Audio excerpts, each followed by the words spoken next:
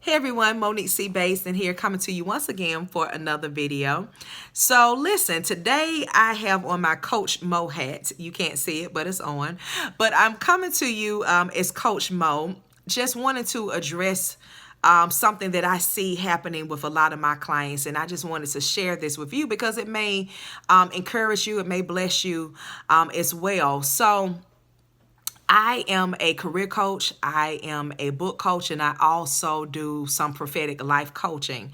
And so, one of the things that I have noticed with my clients is that they often have a hard time acknowledging and discerning their God given gifts. And in doing so, they minimalize or diminish or downplay their God-given gifts. I work with many clients who are creators, entrepreneurs. I work with working professionals. I work with ministers. And regardless of these persons' backgrounds, cultures, races, ethnicities, or their positions, or their titles, they often have a hard time really recognizing when a God-given gift is a God-given gift. So, for instance, I may work with an accountant, and this accountant is coming to me for book coaching, but this accountant really has the gift of training and speaking.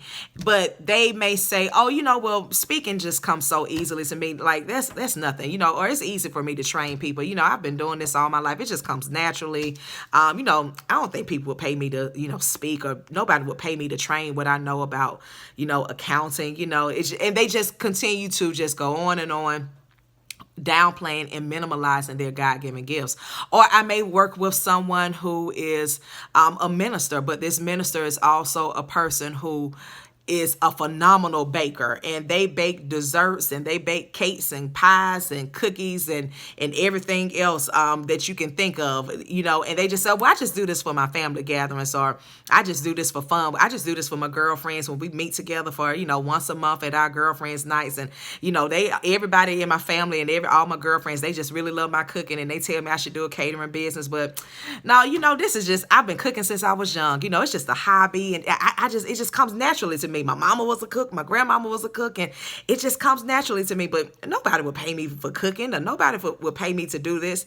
Listen, so let me share something with you. What I share with them, the thing that I share with them is that the things that come easy to you, the things that come naturally to you, the things that people compliment you on over and over again, the things that people ask you, do you have a business doing this? Or do you have a business card? Or is there somewhere I can go where I can see you doing this? Or where do you, they're asking you questions about how you do what you do and when you do it, and can they get in contact with you, or can they pay you to do this? And you're like, oh, I don't really do this. This is not even my full-time job. Like, this is just something I do as a hobby.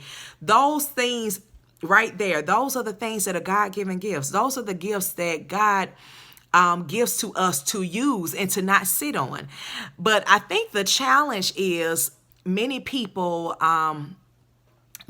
have do not recognize that they are multidimensional and that they are multifaceted. And that's one of the things that I know about myself and my own identity and my own purpose. God told me when I was seeking for my identity and my purpose, and really just trying to discover who I was created to be and who He said I was, God told me, Monique, you are multifaceted with your purpose. You are multidimensional with your purpose, and you will be called to do different things in many different seasons. And so oftentimes people who I coach are also multidimensional, and they also have a multifaceted purpose, and they don't recognize yet that they can be called to do different things in different seasons.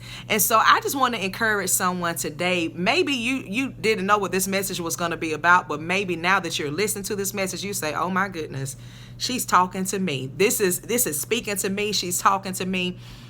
You were meant to hear this word. And so I would just ask you to just seek God's face, and to seek Him for direction, to seek Him for instructions, to seek Him for navigation, and to seek Him to let you know what you need to do in terms of your gifts. Because the gifts that God gives us, first of all, He gives them to us for a reason. Yes, he meant it to give it to you.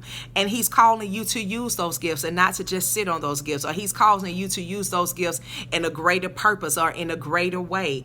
And so it's up to us to really spend time with him and seek his face to discern how he wants us to use those gifts. And once we surrender to God and we say, yes, God, use me however you see fit. Use me in this gift. You know, you never know what may come out of it. It may be a business that comes out of it. It may be an opportunity or a contract that comes out of it. But I would just encourage you to don't minimalize the gifts that God has given to you, that he has placed within you, that come naturally to you, that nobody else can do, because somebody would pay you to do that. Somebody would pay you to do it for them because it doesn't come naturally to them. It doesn't come easy to them. And that's something that may be a solution for them. You may be called to solve a problem with the gifts that God has given to you. So I just wanted to encourage someone today with this message. And if you want more information about me and my coaching services, you can visit my website, www.moniquecbasin.com,